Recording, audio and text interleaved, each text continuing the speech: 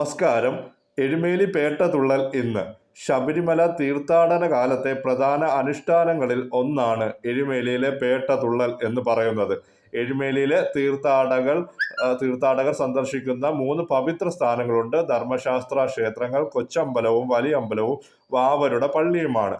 ഇത് എരുമേലിയിലെ അനുഷ്ഠാന നൃത്തമായ പേട്ടതുള്ളൽ.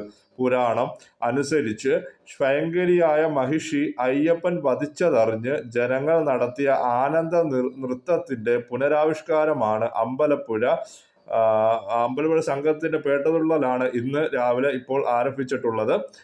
ഏകദേശം 12 മണിയോടുകൂടി ആകാശത്ത് ശ്രീകൃഷ്ണ പരുന്ത് പറന്നു. അതിനുശേഷമാണ് പേട്ടകെട്ടൽ ആരംഭിച്ചത്. പേട്ട കെട്ടിയുള്ള അമ്പലപ്പുഴ സംഘം ഇപ്പോൾ നേരെ വാവർ പള്ളിയിൽ പ്രദക്ഷിണം നടത്തിക്കൊണ്ടിരിക്കുകയാണ്.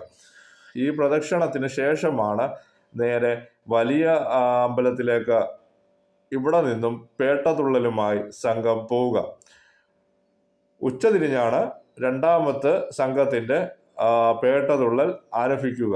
ഏകദേശം ആലങ്ങാട്ട് സംഘത്തിൻ്റെ പേട്ടതുള്ളൽ 3:30 മണിയോടുകൂടി 3 മണിയോടുകൂടി ഒക്കെ ആരംഭിക്കും എന്ന് ഉള്ളതാണ്. വളരെയധികം സന്തോഷമുള്ള വാർത്തയാണ്. എരുമേലി പേട്ടതുള്ളൽ എന്ന